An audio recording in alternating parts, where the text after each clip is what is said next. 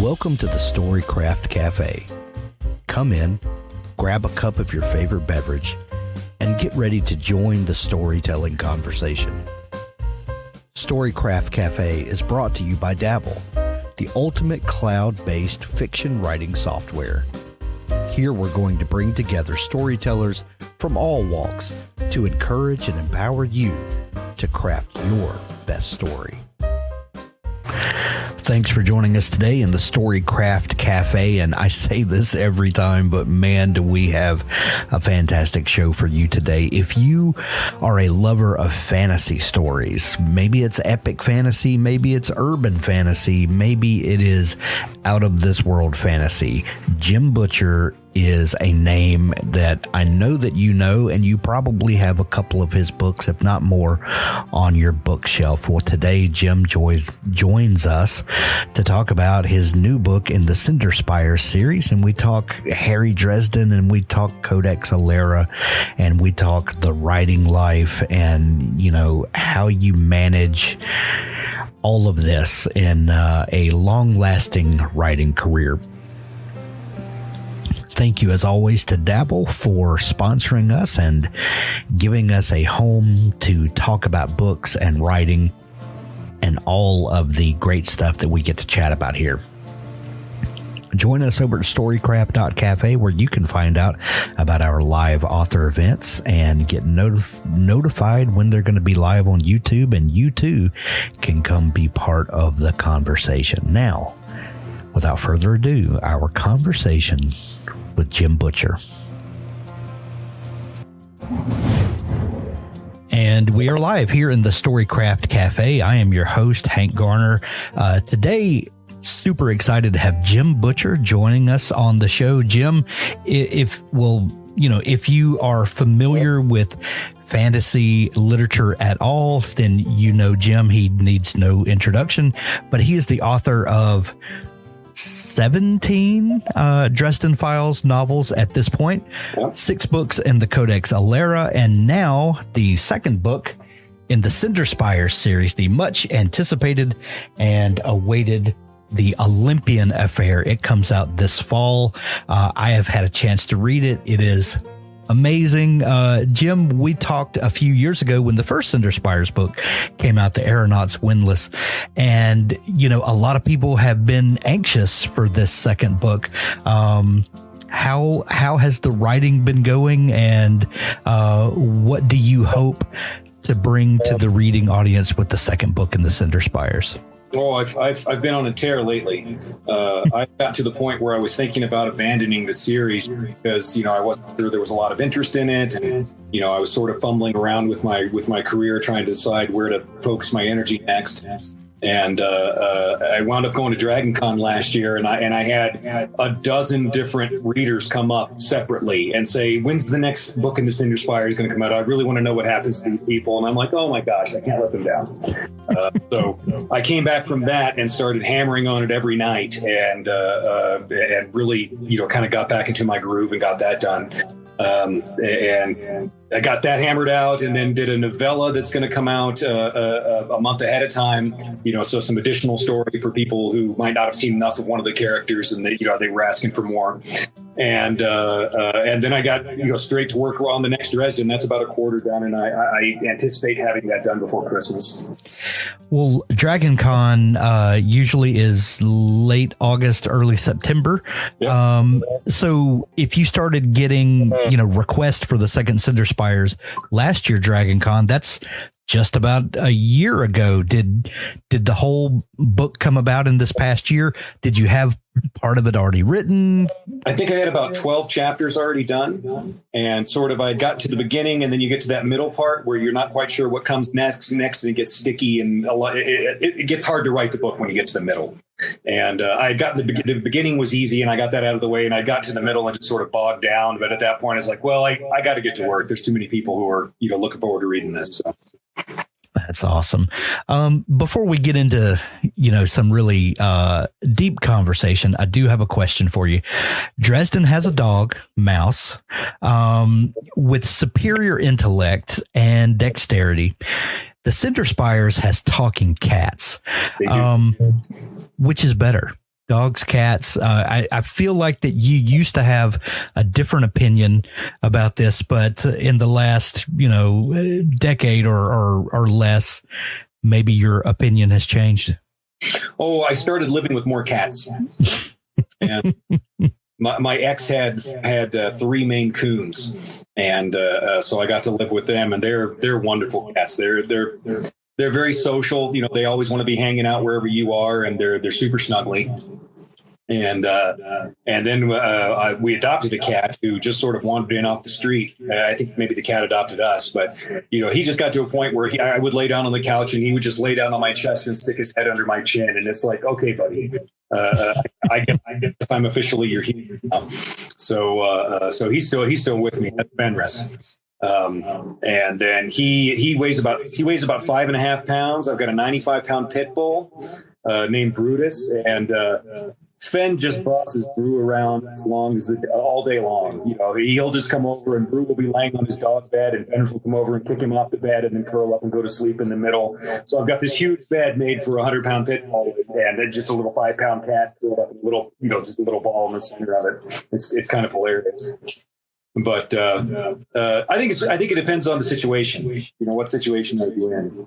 The dog is a lot better at going outside and going hiking with you and stuff like that. I mean, there's some cats that are good at it, don't get me wrong, but Fenris is not one of those cats. When I take Fenris outside, he's walking and I'm following him around places. That's but Brew's much better for going outside. If you want to go and play, I think Brew is superior at playing. But Fenris is just so much more convenient to snuggle, and often I have them both on my physically touching me at the same time. I'll have Fenris lap and Brew with his chin on my knee, and both of them asleep, and they both snore. Although Brutus is way better at snoring. I got to give him that. Yeah. You have created some of the most interesting, dynamic characters in all of fiction. Have you ever had a character that you created or came to you, however characters exist, that you thought would be an epic character no matter what the plot is? Or have you had an idea for a plot that would be epic and amazing no matter what characters you cast in that plot? I don't think there's such a thing as a plot that is epic with lame characters. I mean, that just doesn't fly. Yeah. That said, you don't have to be Superman to be epic, Yeah. But character is one of the things that I think gets dropped way too often in service to plot. I mean, we've all seen shows or movies or read stories where it's like, well, I'm not quite sure why this is happening, and then you kind of think about it and you go, well, it's happening because the plot needs it to happen. And when you're doing your character properly, you never run into that problem because your character is driving the story, and you can follow them. They tend to act. I don't want to say the characters all act rationally, because they don't always act rationally, but they act understandably. They act human, unless you're writing particularly in humans, I suppose. But yeah, I don't think I mean, I've got a lot of stories that I want to tell. At my current rate of production, I'll have to live to be 128 to tell the ones that I've got in mind now. Right. Much less the ones that are coming, that will come to me in the future. But the ones I came up with the core stories I came up with when I was younger, I really like. I think there's a lot of dynamism to them. I had a lot more energy. And I think the stories are planned out pretty well, and I've done really well with them. So I don't want to mess with success. But I've got several other stories I want to write. I've got my science fiction series, which is basically X-Men meets Men in Black on the moon, about 200 years in the future, and which I really want to get done. That's called the U.S. Marshals. I've got an epic fantasy series that I want to write that is, kind of fantasy Incredibles that I want to do. And we'll just have to see, how things turn out. But I've got all kinds of ideas and stuff that I want to do. But, I didn't really, this whole Dresden thing got completely out of hand. Well, speaking of that epic fantasy series, you've threatened for years that you're going to write this epic fantasy series. Yeah, when I'm a grown-up, yeah. And that every fantasy writer, secretly wants to write an epic fantasy series. What is the allure of the epic fantasy series? And, what is the draw of writing that kind of series, and what kind of weight does that sort of series carry over, what we consider market fiction? And is there something more weighty to epic fantasy? Okay, let me address the first part of the question first. Okay. What is the draw to it for me as a writer? I want to address that first. And that just is, I started my life with Grandpa Tolkien. You remember the box set that you got at the book fair with the red, yellow, green, blue? I had that same set. Yeah, exactly. Yeah. When it was just about the only fantasy out there was that and Elfstones, and a little bit later, the Dragon books that Margaret Weiss and Tracy Hickman did. Right. The Dragonlance. Dragonlance. Yes. Yeah. And other than that, there was that, and Gary Gygax was writing some books and stuff like that. But Tolkien was the master. He was the right. This is the model, and. I always wanted that. I wanted Tolkien, but with more testosterone. That was sort of what I sort of wanted more of it in. I wanted more Aragorn out of Tolkien. I wanted more. I wanted to see more of the dramatic, cool confrontation. I wanted to see Gandalf be not so subtle. And which is partly where the Dresden Files came from. But you sort of looked at that and you read these books, and especially if you read them young, and I read them first when I was 8, and then I read them again when I was 10, and it was a completely different story. And again, when I was 15, it was a completely different story. And again, when I was, 20, 25, 40, you see the different things that are in it as you get older and as you gain more perspective. And, I wanted to write something that was like that, something that could be, a series that could be a companion for people for a long time, and that segues pretty neatly into the commercial reason of why you write epic fantasy. Fantasy books have legs. I mean, you can write a fantasy story, and because it's not connected to our world, because it is not, focused upon certain events or certain philosophies or certain politics, you can write those books and about just classic principles and things that stand over time. And as a result, those books stay in print forever. Yeah. And that's one of the, it's one of the great things about them. I wrote the Alera series, which was a fantasy series that I wrote, in the early 2000s. They started coming out not too long after Dresden, and those things are still, they're still selling. They're still making me money, and I feel good about that. Fantasy is a very good genre to be in if you want to have books in print for a long time. Yeah. A lot of mystery and thrillers that are set in the in the current time with current politics and all of the window dressing, especially those things age. Yeah, especially current tech, because tech changes so fast. Oh yeah, and that's probably why you're seeing more and more mystery thrillers that are set back in the 80s and 70s even, because once you have a supercomputer in your pocket, there's a whole lot of plots that just kind of fall apart. Google does so much to ruin fantasy. Yeah. Or to ruin this, that is. And the ability to send a text, hey, get me out of this locked room, Yeah, I don't. I still remember the skits online where, or I think it was one of the animated movies where the Riddler was up to something and Waller was on the other end of the line, and the Riddler asks her a riddle and she answers him, and he's like, have you already heard that one? And she says, no, I have Google like everyone else. And it's like, yeah, that does kind of ruin the Riddler in a lot of ways. He's really going to have to adapt, for the new world. Oh, that's hilarious. Speaking of Codex Alera, you started did you start writing that after Dresden? They were pretty close, weren't they? I wrote the first 2 Dresden books, and before they were sold, I started the first Alera book. Okay, gotcha. I wrote that book, the first book in that series, and that was already done by the time I started on the 3rd Dresden, and there were just my first contract. I was lucky; I got a 3-book contract with my first one, and so I sold those first 3 Dresden books, and I had gotten number 4 done, and proved that I could write on a schedule.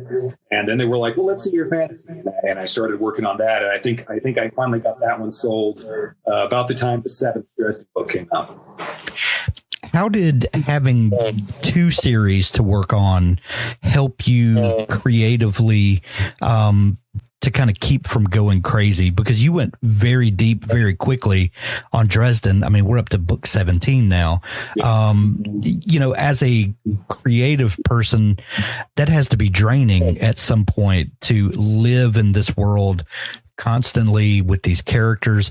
You need a break. You need other ways to stretch your creative muscles. Especially from Dresden. He's sort of having that really high energy roommate, and when you're doing stuff and you're doing active stuff, it's great. But when he's just sort of bouncing around the inside of my head, I'm like, listen, don't stop giving me new ideas. I'm trying to get this one finished. That gets wearisome after a while. So being able to cut over to those fantasy books, which were written, they weren't written first person, they were written third person, and that's a very different form of storytelling.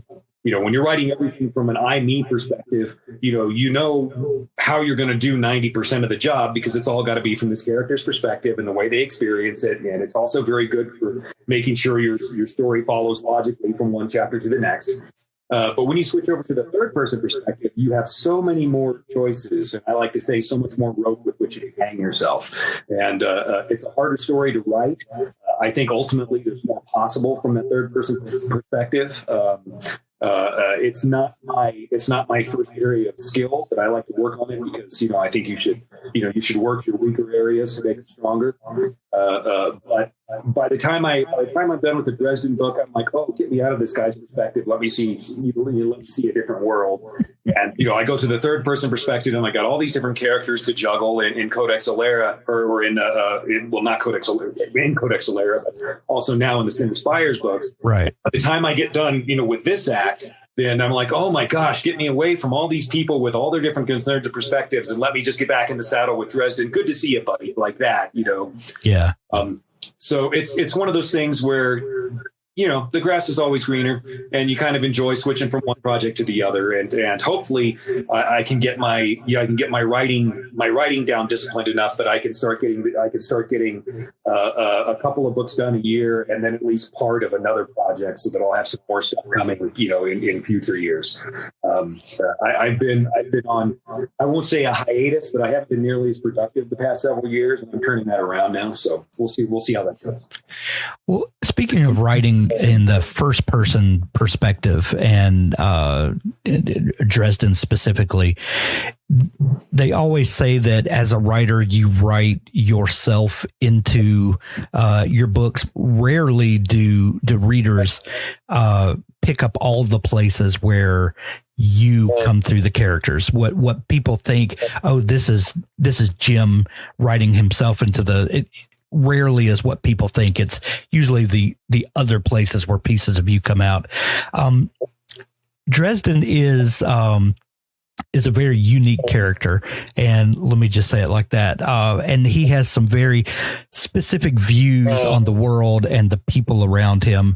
When writing a character in first person like that for so long, is it difficult to remove yourself from Dresden and to allow him to be the creature of his place and time that's not Jim Butcher? Like, do you ever find yourself bleeding over into Dresden or him into you, and you have to step back and think, I am not the characters that I create? I think there's more of an issue. In a lot of ways, Dresden is who I would like to be if I had the kind of power that he has access to. Sure. I'm not sure. I'm not at all confident that I would be that person. But in a lot of ways, he's who I'd like to be. And so if anything, I think Dresden bleeds a little bit more into my life than the other way around. That said, though, I mean, Dresden is one of the characters I role play. You know, I mean, I do a lot of live action role play. I do a lot of tabletop gaming, you know, where I play different characters, and I try and play people who are very different than me. Dresden is, you know, he's kind of a lot of my video gamer side, like he does it in real life. And other than that, I don't know. I keep getting told, Dresden's you, and I kind of stop and think about that and go, well, I suppose he is. I mean, so's everybody else, you know. So if Dresden's me, then that also means that Mab is me and Marcone is me, and you know, so on. But right, you know, I guess we all contain multitudes. Yeah.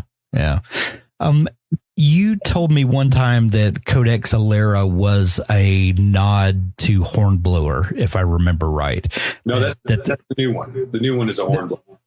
That was what were some of the themes of Hornblower that you wanted to explore in this book, and why was it important to you to kind of go down this road?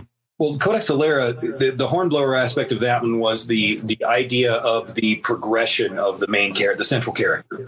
Yeah, the character starts off, you know, in Shepherd Boy's Fury, and you know, then he moves on up to he becomes an academ at the academy, you know, and as he progresses through life, that's how each book is titled, and that was something that Hornblower did as well. And that story is it's a coming of age story. It's how you turn into an adult. Yeah. And how he becomes a responsible and active member of his society. As far as Codex Alera goes, as far as the Cinder Spires goes, I'm taking aspects of Hornblower where the character. There are a lot of characters who are dealing with aspects of honor and how do you behave responsibly and honorably when you're put into these situations where you have conflicts of interest and where, you know, perhaps your basic humanity has to be compared against your loyalty to your home, or where you know, you're going to have to decide what kind of sacrifice has to be made and how much are you willing to give up. In this particular one, there's also some duels, which I love. I love writing duels because there are so many. One, because I grew up on Star Wars, and the duels were the center of those stories. Oh yeah, and I always felt that the original Star Wars trilogy, that the duels were really just an excuse to have a confrontation of philosophies. You know, I mean, there was a lot of that going on during the duels in Star Wars. There was a lot of talking happening. And I enjoy writing it for that same reason, as to kind of show these differing viewpoints on life coming into direct confrontation with each other, and you know, how does that turn out? What does that mean?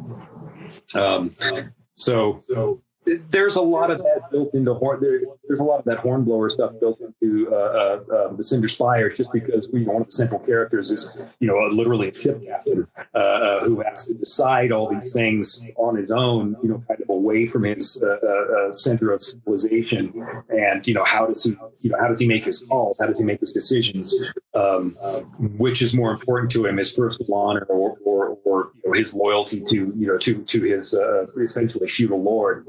And I have a great deal of fun, playing with that, and coming up with situations in the middle of that. And I love having the cats around, because the cats are always there to point out the essential human absurdities in any given situation. And that's a lot of fun as well. Yeah. The cats are really interesting, especially from the perspective of reading a lot of Dresden Files, where, different subgenre of fantasy, where Dresden is very much rooted and grounded in the real world, and then the fantastical characters that kind of fill out the world. Whereas this world of the Cinder Spires, kind of all bets are off. Anything can happen, because we're not kind of rooting and grounding in the real world like we do in urban fantasy. As a writer, does that what does that do for the way you see the world and how the story of that world unfolds, knowing that anything is possible? You've kind of removed the rules, as it were. Well, I don't think I've removed the rules as much as I've removed all the familiar touchstones that we're all used to. We just make regular associations. You know, when I'm writing the Dresden Files, I can say they were in a Walmart, and everybody goes, yeah, I've been in one of those. I know what that looks like. Saves me so much work. Right. You are in, when you are in this, completely alien society on this planet where they have to exist under much different circumstances than we do in our world.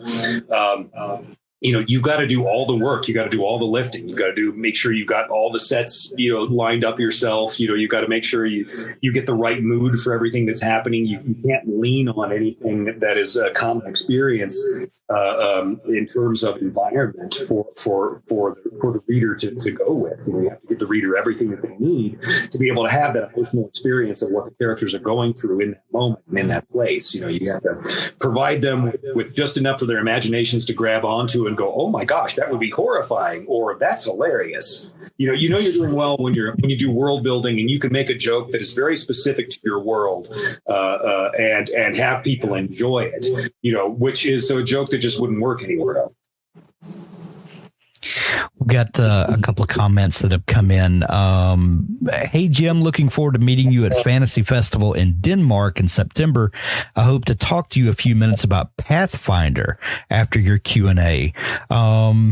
What's your favorite role-playing game, and why is it Pathfinder? I admire Pathfinder because I think Paizo has been just so astute in their business process. It's like when 4th edition came out and D&D radically changed from what it had been before to kind of a more World of Warcrafty kind of game. Paizo went, you know what? Let's have some more. Let's have some more tradition. We'll go with D&D for the people who still want that. And they leaned heavy into that, and that's when they really exploded. As a game system. I enjoy the hell out of Pathfinder. I've just started a game where I'm doing 2nd edition Pathfinder with a different character action economy and so on. It's a very different place to run tactical combat, which that's a lot. That's half the game is tactical combat, and the other half is the role playing stuff that happens between them.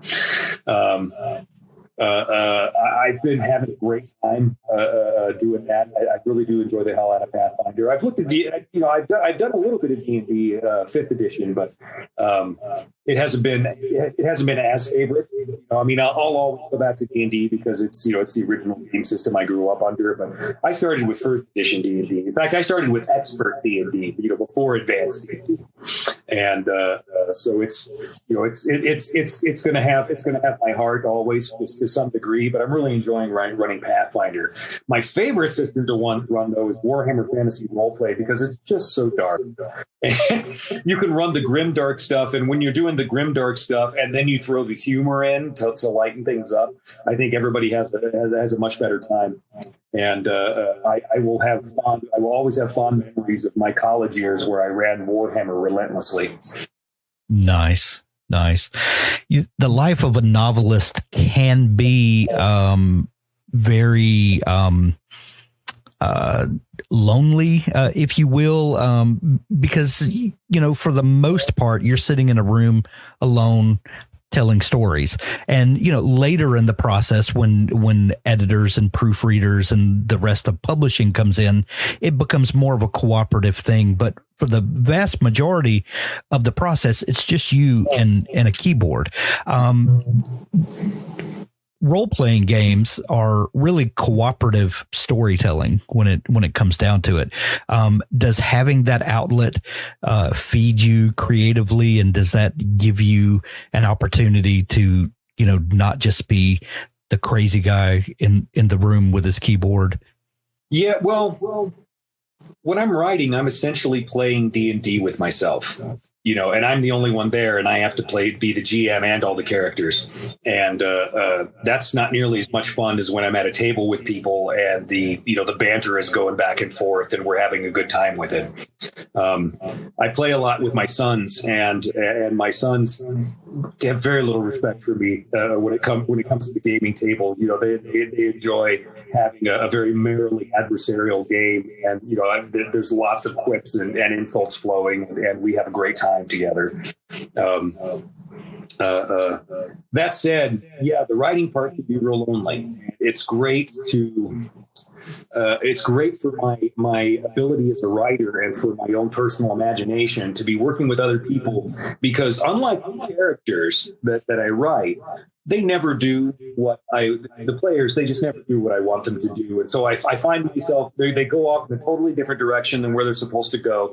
And I find myself frantically building this world 6 inches in front of their toes as they charge ahead full speed. And I think that's a very good exercise to build up your imagination and to build up and to figure out how to build up a coherent world. And so I practice that over and over. I'm always running different campaigns in different planetary, settings and so on. So one campaign will be, it will be based around a race through essentially Africa, only it's D&D Africa, and there'll be some going back and forth through all these environments, racing against these other teams and having the problems that come up when you encounter them. The next campaign will be, I'll run Keep on the Borderlands, except I'll run it during a zombie apocalypse. And the Keep is the last human holdout place. And so the going off to the Caves of Chaos turns into a diplomatic mission to try and make contact with the Greenskins to unite against the undead, and that changes everything completely. And, it is so much fun for me to create these different worlds with these different considerations, and then to, then to toss the people I love into them and see what happens. Man. Jim, over the last decade, I've done 1,500 or so author interviews, and there are two different types of people that I've discovered. One, the type of writer who writes novels. If they don't succeed and find publishing, they scrap that novel, go to the next one, and they kind of continue that process until either they become better writers or the market is more prepared for this book, whatever, the case is. And then I've met a few who write a novel. It's not good enough. So they go back and they revise that novel, and until it is good enough or until the market catches up to them, whatever the case is. But right. They focus on this one story. I believe you've told me in the past that you wrote a few trunk novels that didn't see publication. Do you ever consider going back to them? Do you ever have the idea, now I know why that story didn't work? Or is it kind of like the story junkyard where you go out and rob a story for parts? Oh, yeah. I scrap them for parts. I absolutely scrap them for parts. Yeah. I think 4 different story worlds, 7 different novels that I wrote that just weren't doable. Were awful. I was learning. That's how it happens. You start off, in order to be good at something, first you have to suck at something, and then work until you're better at it, and then eventually you can be pretty good. And I feel like I've gotten to the point where I'm pretty good now, but I think I can do better. And so I continue to try and work on my skills and to work on my craft to be able to create better and better stories. Those early books, oh my gosh, they were a mess, and they were a mess because I didn't know, there was so much I didn't know about the writing process that I couldn't know until I had written a whole book, and then understood.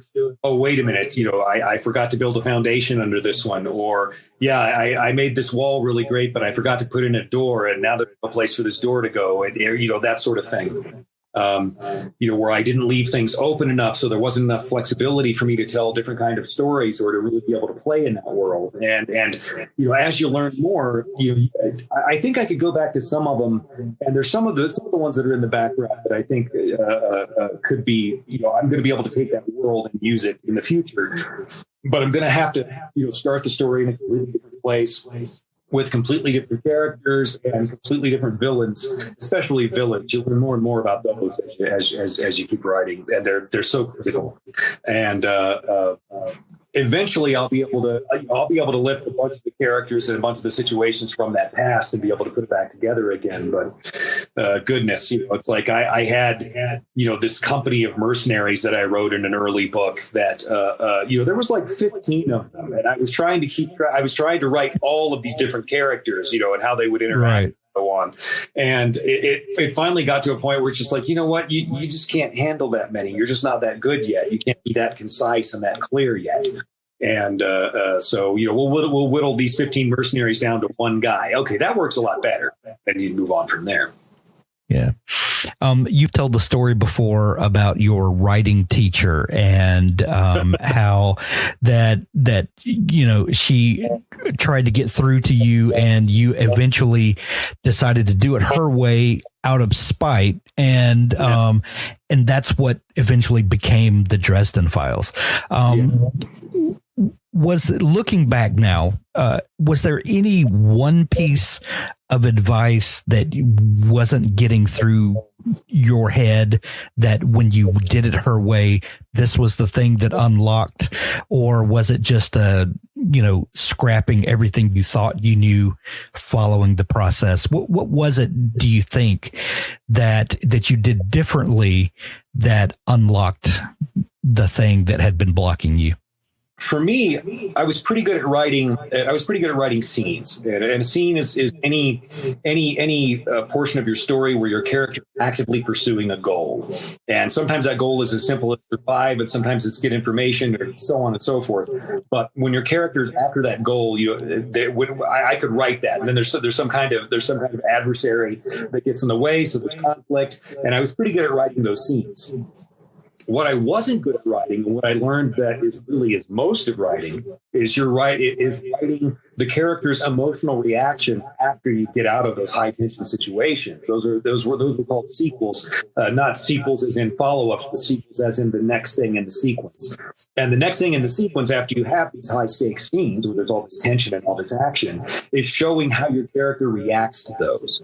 And when I started really studying the structure of sequels and understanding, okay, wait, there's a psychological process that everybody goes through after situations like that. Your first reaction is always this emotional reaction. How do you handle that? And then then you can sort of bring reason in after you get your emotions under control, and then you can kind of review what happened and what it means for you, and what consequences are coming as a result of that, and then you decide where you're going next. And after you decide where you go next, that's what leads you into your next scene. And before I had just not taken that seriously at all when I had been writing in class before. And when she finally said, "Hey, I really think you need to look at this, and you really need to start showing a little bit more of how your characters are reacting to all these things that are going on, it's going to make them seem a lot more real and a lot more human. And it's going to be a lot more easy for the readers to get behind it." And that was basically what really unlocked it. That's what really made the Dresden Files really roll along for the first book that I wrote, because I'd written several short stories that were basically in that world with a different character, and the scenes were really great, but they just didn't grab anybody. I mean, they would say, "Yeah, I read it, and it read easily and smoothly and so on." But when I got to the end, I didn't really feel like there was any kind of emotional punch to it. And the reason there wasn't was because I wasn't giving them anything to work with. That was on me. So I went back in like, okay, let me figure out how to add emotional punch. And it turns out the way you do that is by making your characters, react like human beings, and to show people this is why I'm reacting to this. This is what matters to my character. This is what hurts. Especially this is what hurts. So, that's something that we can all identify with, because we all feel pain. Yeah. The legend of the Dresden Files goes that she then said, "Oh, this is great. What's next?" And you came back with a 20 book outline. That you're still following to a degree. I think it's going to be more like 22 books. Okay. I've written a story, an epic story, 20 books long before. So my plan right now is I think it's going to be about 22 of the case books like we've had so far. And then just a big old double-sized book, trilogy to kind of capstone off the whole thing. Nice. And the trilogy is going to be titled, Stars and Stones, Hell's Bells, and Empty Night. There's a reason for all those phrases or curses inside the Dresden Files world. And yes. To bring that out later. Nice. Well, being that you've been writing a series for 2 decades, going off of this massive plan that you architected, all those years ago. When you start a new series like Cinder Spires, do you approach it in the same way where you have this grand architected plan and you're following, or are you able to hold a plan for a series like that more loosely, give yourself a chance to stretch creatively in different ways, or are you a strict plan writer? Cinder Spires, I wrote with breakpoints in it. So if it was going well, then I've got a plan to finish it off after a trilogy. And if it's not going well, it'll be 3 books long, and we can have a fulfilling trilogy out of that. If it's going better than that, then I've got a plan for 6 books, and I've also got a plan for 9 books, just in case.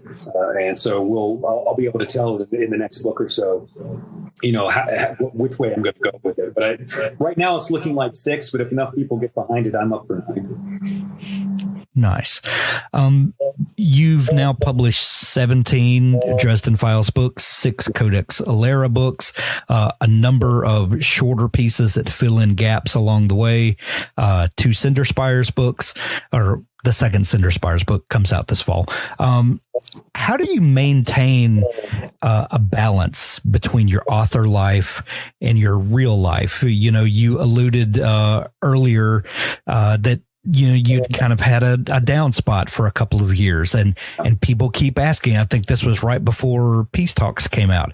Jim, where's Peace Talks? When's it coming out? You promised. Yeah. That, and the more people say stuff like that, I would imagine that it just, becomes, and a number of other authors can attest to, people really love this thing and they want more of it. And you're just one person, and it all has to come out of your brain and through your fingers. And, a person can only do what a person can do. How do you maintain a healthy work-life balance so that you can continue to tell stories that people love without sacrificing your soul to do it? Well, first of all, let me say that no writer writes as fast as he wants to. He writes as fast as he can. Yeah. And if you just don't have the book, I mean, for me, I would rather wait until I had something that I thought was worthy to be read, than just sort of dash a book out and say, there you go, everybody. Here's a book. It's the Jim Butcher formula. Enjoy. Anybody can do that. Personally, I went through some personal things that were pretty rough, and I was learning how to deal with those. And it took a while. Not all life is easy, and sometimes it comes up and hits you in the face. And which is actually what the new Dresden book is about in a lot of ways. It's about, Dresden's had this huge epic battle. A bunch of Chicago got wiped out. There's all kinds of problems that are going to come about as a result of that. And the book is much about how do you get back up after you've been knocked down, and there's all these other things happening too. There's like a new Valkyrie bodyguard. He gets a new apprentice. He's got this whole issue with Lara happening. But the book it's more about how do you recover when life comes up and really, really delivers something bad to you. And that's something that I think it's going to resonate with a lot of people, especially after the past 2 or 3 years. And as far as maintaining balance goes, oh my gosh, how do you balance your life? How do you keep things back? How do any of us do it? And I think the key is moderation and taking good care of ourselves. Make sure we get enough sleep, eat healthy food. I mean, it's all this stuff that you got told when you were a kid that a lot of us ignored for a long time. But yeah, you have to spend some time and focus, just saying, okay, I got to take care of myself today. It's like, I got to get out and get some exercise done. I got to stretch out a little bit and, make sure that I'm not going to have issues with my back today. I got to make sure I eat some good food and not eat a whole bunch of cookies, because that'll make my brain too slow and logy to get good writing done. And, just kind of do whatever you can to experience new things. I think that's one of the key things for me. I taken up whitewater rafting lately, and I love whitewater rafting. It is so much fun. I actually went to a 37-degree river without a suit on this spring. I had to swim out of it. And that was really cool. I was able to get out and everything and take care of myself in what could have been a dangerous situation. And I got done with that and I was like, yeah, okay, I'm feeling pretty good. I better go right. That sort of. But it's 110 degrees in South Mississippi today, so 37-degree water sounds pretty amazing right now. Oh my gosh. It was I was about to say it was cool, but I will say the experience was exhilarating. Actually it come out. I mean, I got out of the river just about the same time my legs stopped working. I had to kind of look down at my feet because I couldn't feel them, to be able to tell where they were going down on the rocks at the side of the river. But, I kind of got out of that and I was like, yes, I survived. Awesome. That was cool.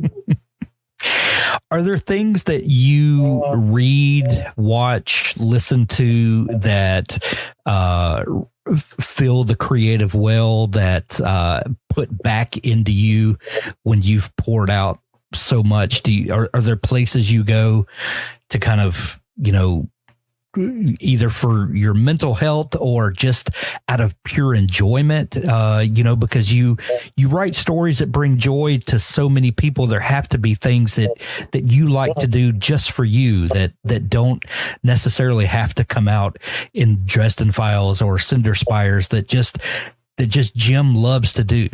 Yeah, I get online and murder fools in competitive video games. I like playing a lot of shooters. I like playing League of Legends. League of Legends is just like the most savage Darwinian, evolutionary place you can possibly be on the internet. You make a mistake, you hear about it from everyone. And I love getting on there and playing. I'm on there as Jim Butcher author. So I'm friends with like a lot of readers, and then we'll jump on together and, we'll chat and throw smack talk at each other and stuff while we go play. And I have a good time with that. Love it. I like working out a lot. I go to the gym. I'll put on podcasts or whatever, and sort of see what's going on in the creative world. Listen to a couple different podcasts there while I'm lifting. I've been doing a lot more endurance training lately. Kind of learning a bit more about that. And I go on walks with my dog. I hang out with my girl, that kind of thing. Love it. I did notice a few months ago in an email from a publisher that your son has a new series out. What is that like to see your progeny, taking up the family business? Oh, I busted out all the buttons on my shirts. I was so happy. My son and I, it was several years ago, I'd offered to teach him to write when he was going off to college, and he was like, Dad, I think I'll let the professionals handle that. Right. He went off and studied at KU, has a pretty good sci-fi program. And he went and studied there for a while. And then he came up to me a few years after that and was like, I think if they could do what you do, they'd be doing that because they seem to be really miserable teaching. And I said, oh, yeah. He said, yeah. He said, do you think you can teach me? I said, sure. And so we started working on stuff. And we still get together twice a week, and we'll watch the latest Star Wars series, the latest Marvel thing on Disney, and we'll watch it and we'll critique it and say, well, how could they have made it better? Well, they could have done this, and we talk about story and characters and so on, the whole time. And we still do that a couple days a week. But, he got his first book done, and I think his first book was about as good as my third one. And his second book was about as good as my sixth one. And he's going to leave me eating his dust before too much longer. But he has he's been studying from me and Brandon Sanderson, which, I think I had to learn from somebody. I guess Sanderson's okay. That guy. I've been very pleased that he's gone out and taken the stuff that I taught him and then gone out and started collecting things from other successful professionals and started to put together his own style. And I think he's going to, I've read some of his other stuff. Right now he's got some urban fantasy going, and then he's written some, kind of post-apocalyptic stuff that I think is incredible. And I'm really looking forward to seeing what he does with his career. But yeah, he's going to leave the old man eating dust. I mean, he does have the advantage of having been, trained by somebody who was, a New York Times bestselling writer, I guess. Which was not the same. It's not the same as my experience. But at the same time, he slaved a long time from the time he got his first novel done to the time he got published. I mean, I think it took him about 9 years to break in. Wow. So, he's paid his dues. I think he's a solid professional. I think he's going to make a lot of people happy. That just pleases me to know it. I bet. I can't wait to see what's going to come of his career and what is to come with the Cinder Spires and Dresden Files and the epic fantasy series that we know is coming. Yeah, epic fantasy epic. The Olympian Affair, Cinderspires Book 2 is going to be out this fall, but it's up for pre-order now. You can go to Amazon and reserve your copy now. Jim, if people have been living under a rock and have not been following along with what's going on with Dresden Files and Cinder Spires and Codex Alera and all that great stuff, is there a place online that is a central repository of all things Jim Butcher where people can get up to speed on everything going on? Yeah, you can go to jimbutcheronline.com. That's my website. You'll be able to find stuff there. We have Jim Butcher News on Facebook. You can look for me on Twitter. I'm at Longshot Author on Twitter. And I'll announce new stuff coming out and stuff like that there. And occasionally I put up pictures of my dog and stuff like that. My social media strategy is, my son told me his social media strategy. I think it's brilliant. He says, I'm going to get on social media and all I'm going to do is say thank you and here's pictures of my dog. And I'm like, this is the most brilliant strategy. That is the best. I think I'm going to emulate him. I think I'm going to take a lead from him. He's sharp. That sounds great. Well, Jim, we're going to link up all of those places where people can find you and where they can pre-order the Olympian Affair in the show notes of this episode. Thank you, as always, for taking time to come on and share with us today. Hank, it was good to talk to you again. I'll see you later. See you. That's our episode for today. There's so much more to come as we talk to authors about the craft of writing, but also the business of publishing. Be sure to subscribe to the Storycraft Cafe podcast in your favorite podcast app so that you never miss an episode. The Storycraft Cafe is made possible by Dabble. Writing a book is challenging. Your writing tool should not be. Dabble is an easy-to-use online writing tool packed with helpful features that allow beginning novelists and published authors to create amazing stories. Visit us at dabblewriter.com and start your free trial today. Thanks for listening.